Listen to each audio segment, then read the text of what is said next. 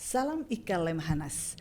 Masyarakat kembali dihimbau meningkatkan kewaspadaan adanya lonjakan kasus COVID-19, terutama saat libur Natal dan Tahun Baru 2023. Bahkan, Organisasi Kesehatan Dunia (WHO) melaporkan ada 9 varian virus COVID-19 yang kini mendominasi penularan di dunia. Bagaimana masyarakat harus menyikapi hal ini? Kita tanyakan langsung kepada Dr. Abidin Syah Siregar, DHSM, MBA, MKes, Ketua Umum Opkensindo dan juga pendiri dari inisiator Go Lansia. Selamat siang Pak Abidin, terima kasih sudah hadir di IKA Channel ini. Terima kasih Bu Ida dan IKA Channel yang sangat responsif dengan situasi yang terjadi. Benarkah ada peningkatan COVID-19 ini? Ya, benar ya, karena Menteri Kesehatan juga sudah merespon dan meminta masyarakat waspada, dan begitu juga pemerintah daerah dan berbagai macam media sudah menginformasikan adanya kenaikan tren jumlah kasus COVID-19 terbaru di Indonesia. Ya, ini kenapa variannya menambah ini? Ya, jadi memang itu perilaku daripada virus. Kita tahu bahwa COVID-19 itu kan singkatan dari coronavirus yang ditemukan pada tahun 2019 sehingga dia diberi nomenklatur oleh WHO sebagai COVID-19. Nah, dia akan bermutasi terus-menerus sesuai dengan daya tahannya menghadapi antibodi manusia. Hari ini manusia dunia itu sudah mendapat vaksinasi yang cukup efektif, termasuk Indonesia, sehingga pada bulan Maret, era pandemi yang berjalan selama 3 tahun dari Maret tahun 2020 sampai Maret tahun 2023, itu sudah dinyatakan tidak pandemi lagi.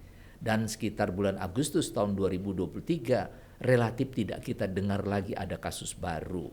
Nah, tapi sebenarnya virus itu bukan diam, menghilang, dia merecovery dirinya, melakukan mutasi. Sehingga mutasinya itu sekarang kalau dibaca strain-nya, kalau ada coding-codingnya, ada perubahan. Sehingga coding terbaru ini otomatis menjadi lebih bandel dari sebelumnya. Lebih bandel? Lebih bandel dari sebelumnya, dan akan selalu begitu. Dan ini sebenarnya adalah pertarungan logis antara manusia dan virus penyakit, di mana manusia diminta harusnya makin cerdas menghadapi lawan yang terus berkembang seperti ini. Ya, kemudian masyarakat harus bagaimana ini? Ya, menyikapi hal ini. Kita bersyukur pengalaman hidup bersama COVID kemarin yang penuh dengan drama dan musibah itu membuat banyak masyarakat kita menyadari memang harus merubah perilakunya. Ya, ada beberapa hal baik yang muncul kemudian itu adalah kedisiplinan di dalam menerapkan protokol kesehatan. Itu sudah memberikan satu bukti keberhasilan. Dengan memakai masker, menjaga jarak, kemudian menghindari berkumpul dengan orang banyak. Itu sudah sangat amat menurunkan daya kontak daripada virus ini. Kita tahu bahwa virus ini bisa melompat pada saat kita bicara atau bernafas, itu sekitar 1 sampai 1,5 meter. Itu Jauh daya juga, lompatnya. Ya. Dan memang tergantung lagi kepada faktor kebetulan. Pada saat saya menghembuskan nafas, orang di dekat saya tarik nafas, ya jadi itu dia peristiwanya. Karena itu supaya terputus hubungan antara lepas nafas dan tarik nafas, maka tidak ada cara lain, kita harus pakai masker gitu. Apalagi kalau kita merasa badan kita tidak sehat, tidak nyaman, ya pakai masker. Kita ambil pikiran positif saja, aduh jangan-jangan kan gitu, saya tidak ingin orang lain tertular dari saya, karena itu saya pakai masker gitu. Nah, ini tradisi yang sudah mulai berkembang. Hal lain yang lain, bahwa upaya pemerintah melakukan vaksinasi di Indonesia itu relatif cukup sukses, ya. Itu udah mencapai di atas 80 ke 90% dari sasaran target yang ditetapkan pada awalnya, ya, termasuk di kelompok rentan yang namanya lanjut usia.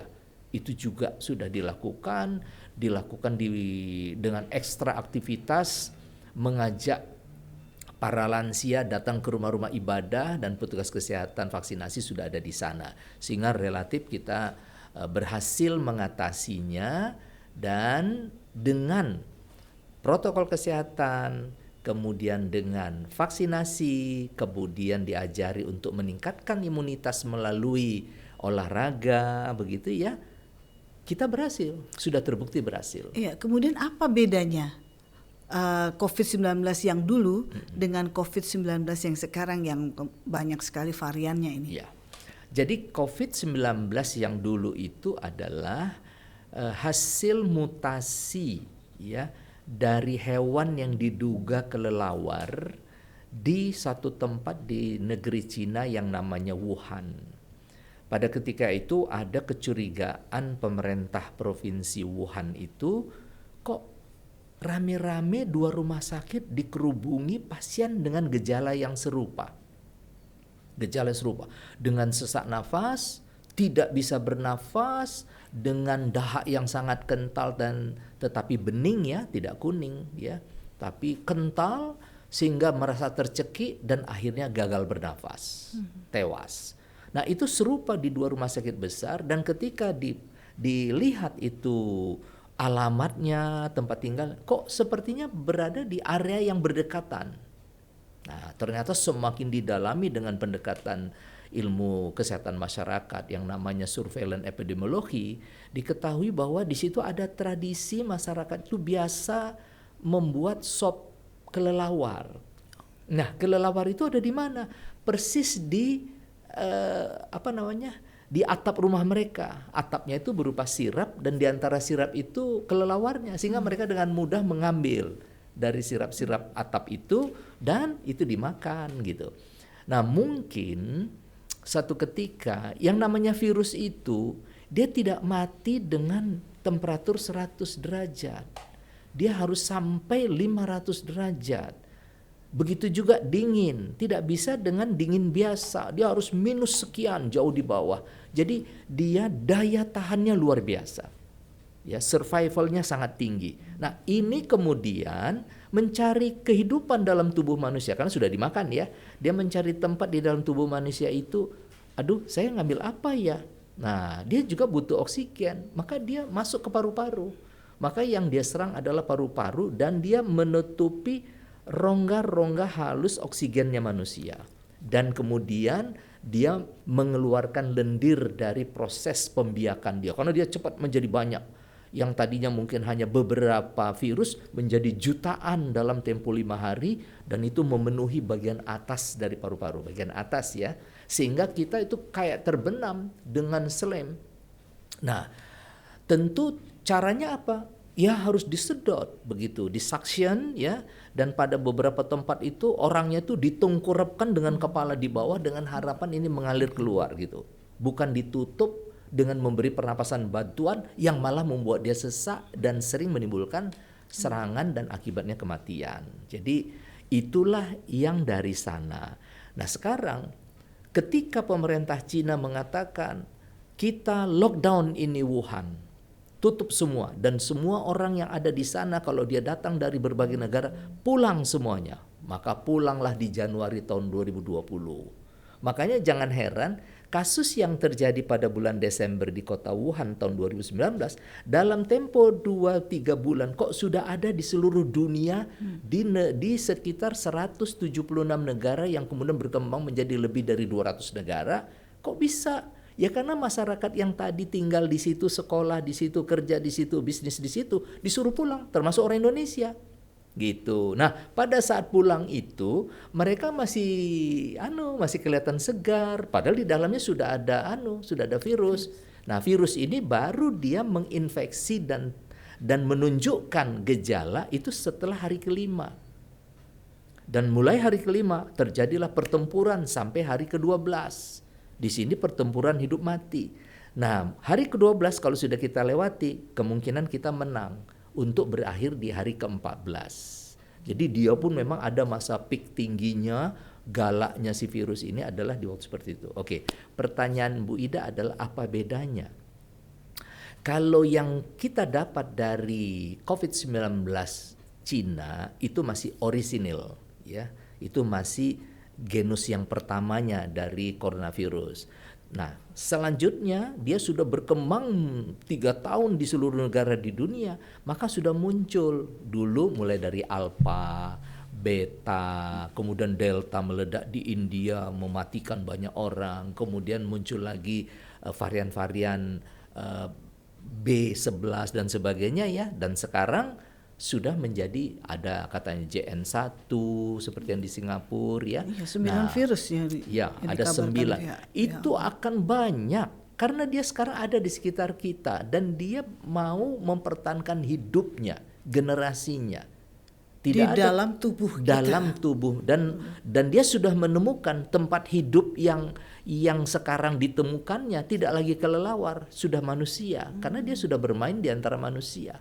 Jadi di manusia itu dia mendapatkan oksigen yang cukup nikmat di paru-paru kita. Nah, itulah yang dia sergap dari tubuh kita sehingga kita kehilangan oksigen gitu. Jadi lomba cepat dengan si virus ini.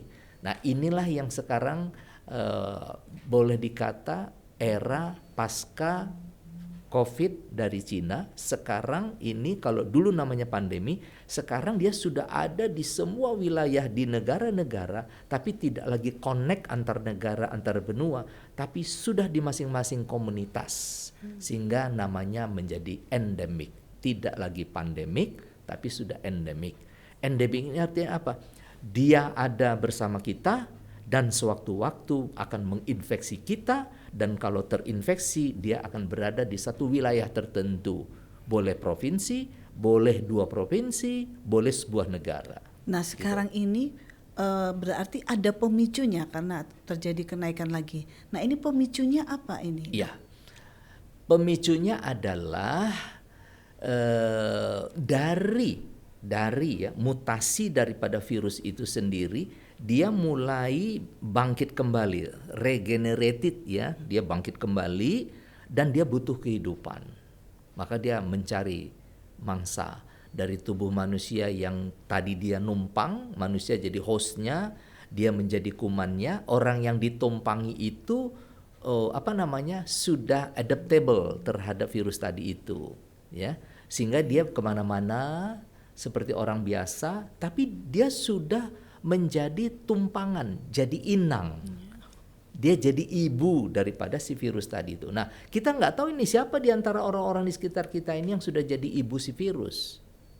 Nah, kalau dia melakukan aktivitas olahraga dengan napas menderu atau di keramaian dia sambil bernafas, orang-orang yang tidak punya daya tahan dan tidak punya antibodi otomatis akan terkena. Jadi ciri-cirinya orang yang sudah terkena itu apa, supaya kita bisa waspada? Nah, ini pertanyaan yang sangat bagus, Bu Ida ya. Disinilah sebenarnya pemerintah perlu mewaspadai semua name of case, ya, nama dari semua kasus yang pernah terkena. Inilah pentingnya data. Sehingga semua orang itu harus terpantau oleh unit kesehatan terdekat. Artinya, saya membayangkan Menteri Kesehatan bisa memerintahkan kepada seluruh fasilitas kesehatan primer yang terbawah untuk melihat daftar nama kasus yang pernah terinfeksi. Bagaimana dia kondisinya? Bagaimana? Apakah sedang manifest? Manifest artinya, oh ternyata dia sedang demam, dia sedang batuk. Nah, itu cepat. Cepat itu diselesaikan. Jangan ditunda lagi. Dan semua orang di rumah harus diberikan informasi agar mereka juga jaga diri. Nah, orang itu diwajibkan untuk menjalankan full protokol kesehatan. Misalnya seperti itu. Jadi orang pertama yang perlu kita waspadai adalah mereka yang pernah terkena. Karena boleh jadi virus yang dulu mengidapnya itu belum habis di dalam tubuhnya. Malah justru sedang proses regenerating atau mutasi. Nah, yang kedua adalah karena tetangga kita negara lain sedang ketularan yang kita tidak tahu dia punya itu varian apa. Tadi Bu Ida mengatakan 9, yang mana ya itu kalau dia datang masuk Indonesia ya tolong dijaga semua pintu gerbang kita. Ada 300 sekian pintu gerbang, baik gerbang laut, gerbang darat maupun gerbang udara, itu jangan ada toleransi lagi. Pasang semua alat monitor. Kan ada alat monitor panas di setiap bandara, itu harus mulai dikerjakan. Semua kantor-kantor kesehatan pelabuhan dimanapun di Indonesia itu harus bekerja, dan semua imigrasi memantau.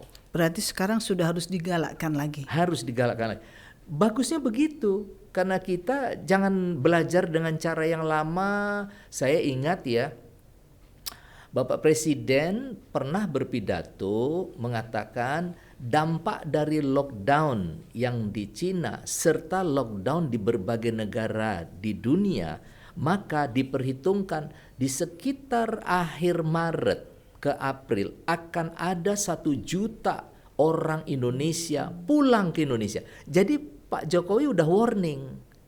Yang menjadi masalah, yang 1 juta itu siapa yang mengenalinya, kecuali pintu gerbang, imigrasi dan kesehatan gitu. Nah, kalau ini dulu dijalankan dengan sangat ketat, kita nggak sampai serepot itu pada tahun 2020 sampai 2023 gitu. Iya. Kan ini mutasi. Ya. Tingkat keparahannya juga sama. Tingkat keparahan yang bisa ditimbulkannya tentu dia akan menjadi lebih, ya. Logikanya dia akan lebih lebih ganas. Oh, malah lebih daripada ganas. virus sebelumnya gitu. Dia akan lebih ganas karena dia menghadapi dia sudah lulus dari kehidupan bersama antibodi yang kuat. Maka dia harus lebih kuat agar dia tetap bisa bertahan. Paling tidak dia bertahan sekalipun tidak menginfeksi lagi kepada inangnya. Tapi buat inang baru atau buat orang baru, wah itu bisa menjadi masalah. Apakah ini juga akan mengarah, kita doakan tidak menjadi pandemi seperti beberapa tahun lalu?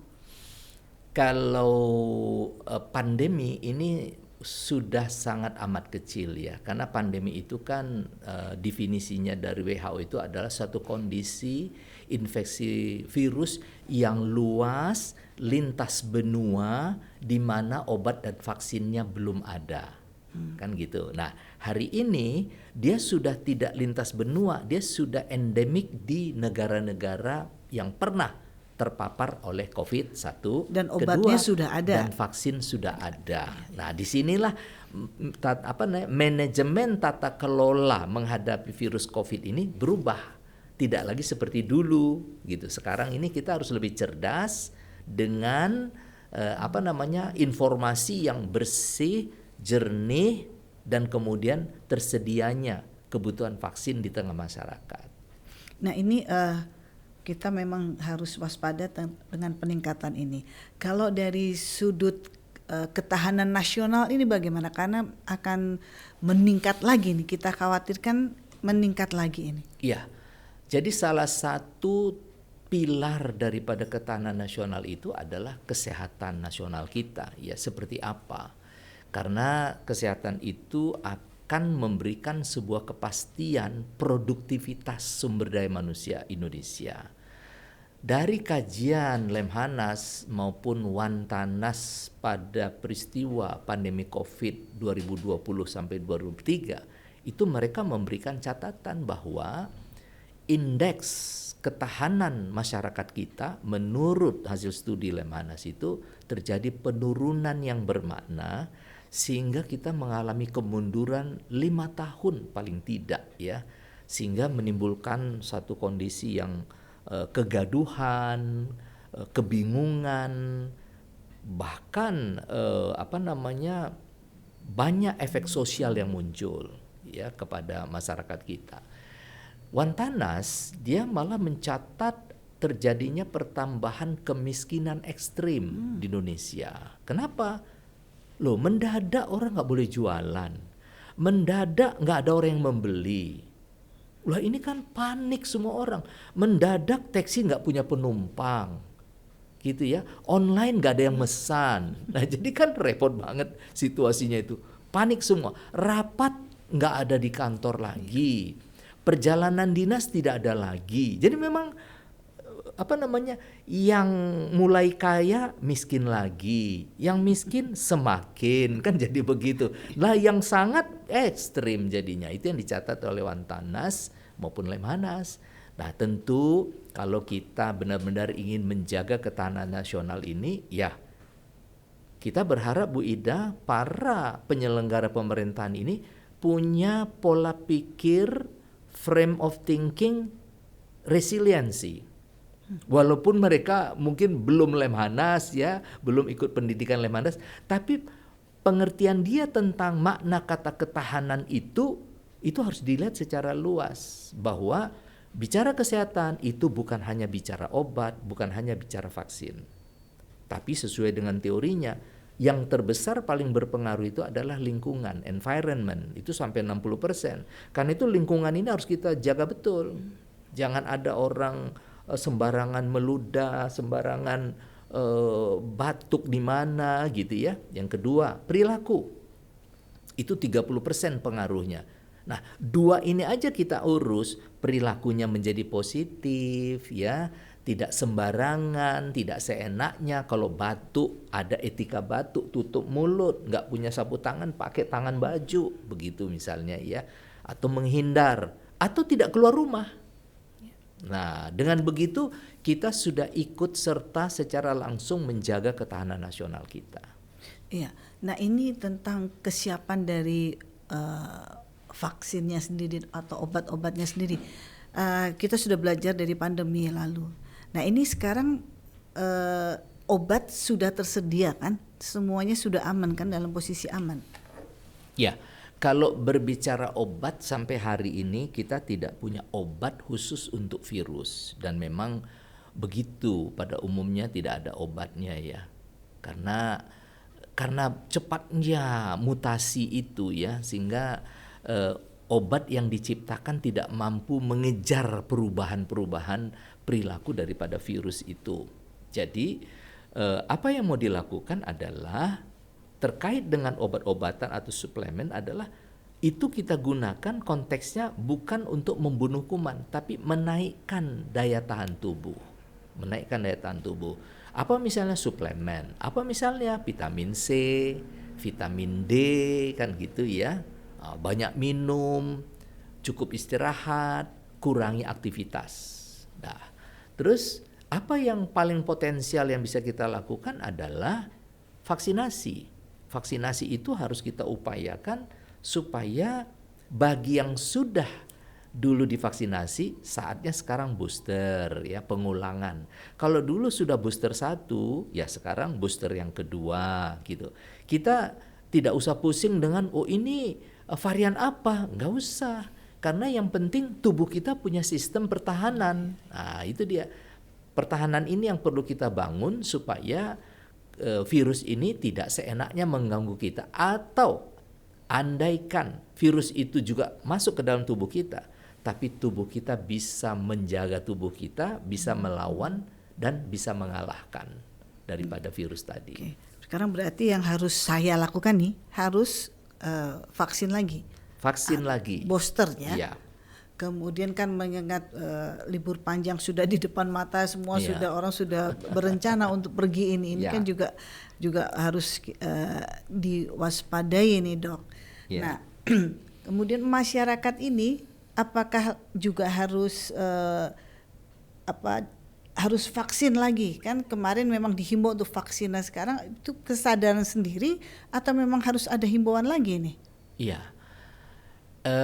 Kita kebetulan ya sedang dalam situasi yang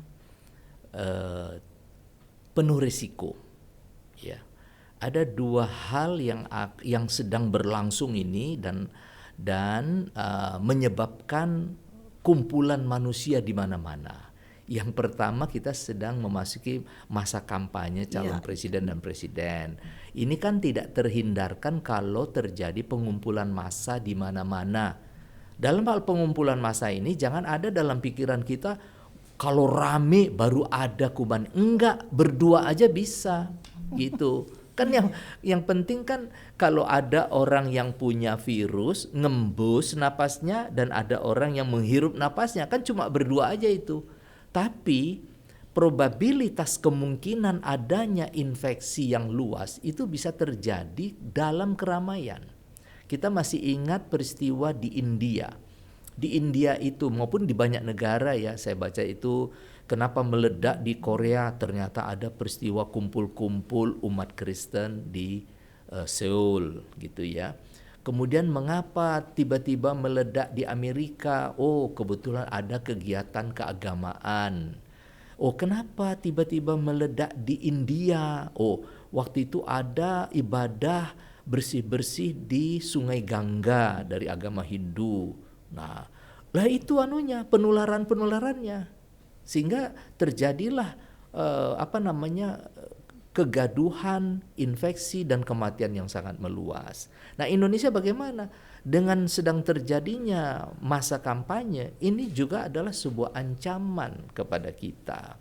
Yang kedua, di depan bulan ini kita akan segera menghadapi perayaan Natal. Natal ini kan dalam kehidupan sosial masyarakat Indonesia bukan hanya milik orang Kristen, semua merasa memiliki, sehingga semua jadi ikut-ikutan jalan-jalan, ikut-ikutan ngumpul, ikut-ikut merayakan. Nah, itu guyupnya Indonesia ya. Dan kemudian tahun baru.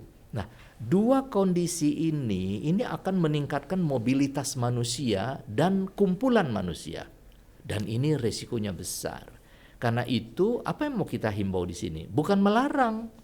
Tentu tidak logis kita melarang orang pergi jalan-jalan, ikut dengar kampanye dan sebagainya. Itu tidak tepat.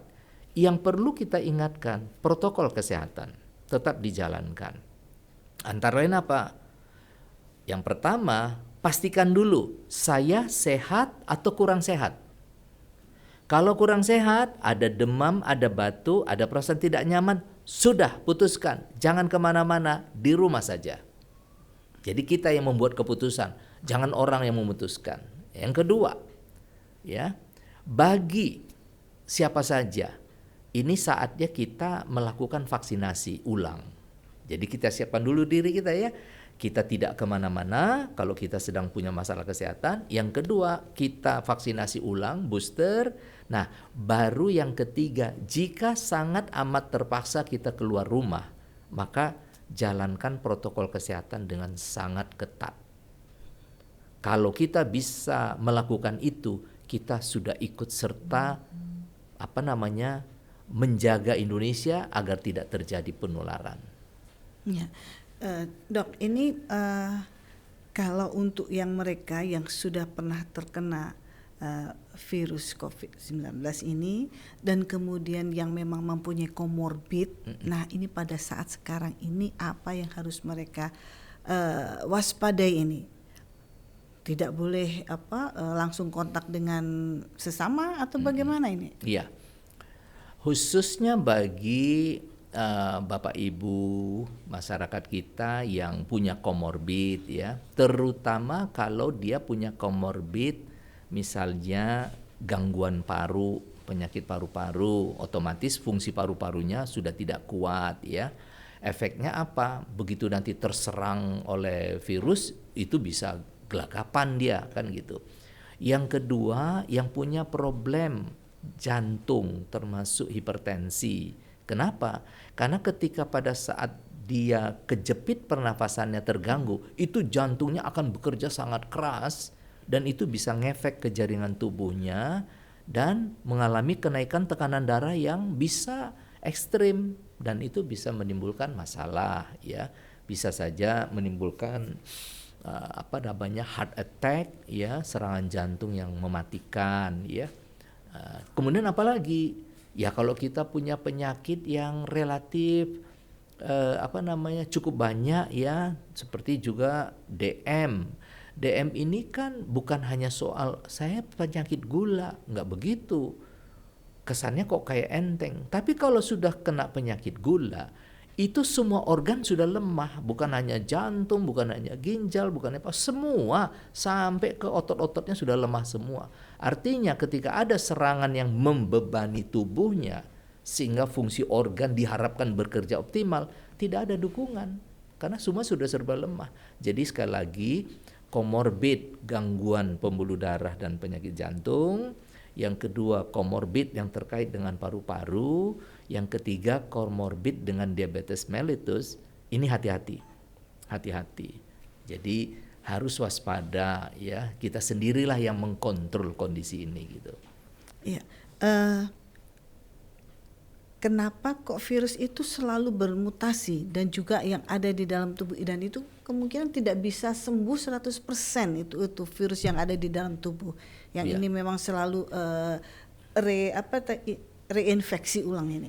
Ya, jadi virus yang pernah ada di tubuh kita, baik bagi mereka yang dulu sempat didiagnosa ya dengan terkena COVID maupun yang tanpa sadar merasa sehat tapi ternyata ada COVID virus di dalam tubuhnya, hanya tidak bermanifest menjadi penyakit ya. Kita harus tahu bahwa hari ini virus itu sudah punya inang namanya manusia, ya kan? Dia udah punya tempat numpang atau inang itu manusia.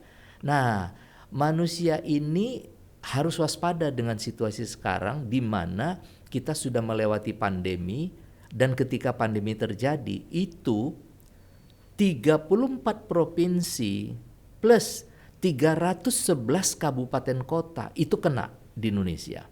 Artinya sudah 80% wilayah Indonesia itu sudah kena.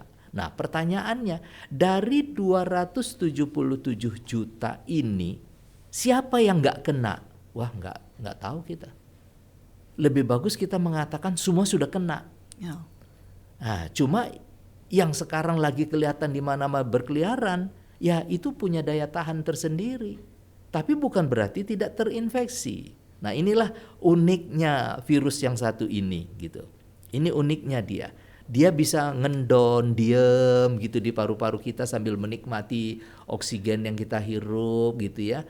Nah, tetapi kapan kita lemah, dia akan bergerak atau kapan datang siklusnya. Jadi Bu Ida, ini kuman-kuman ini ada anunya, ada musim-musim galaknya. Nah, itu kapan saja itu, Dok? Nah, ini kalau kita melihat trennya ini ya. Dulu COVID-19 di Wuhan itu mulai meledak di bulan Desember. Desember, sekarang ini terjadi Desember. Desember 19, Desember 20, Desember 21, Desember 22, Desember 23. Berarti boleh jadi dia punya siklus 4 tahunan. Boleh jadi 4 tahunan. Nah, ini harus kita waspadai kan. Jadi nanti 4 tahun berikutnya waspada lagi kita.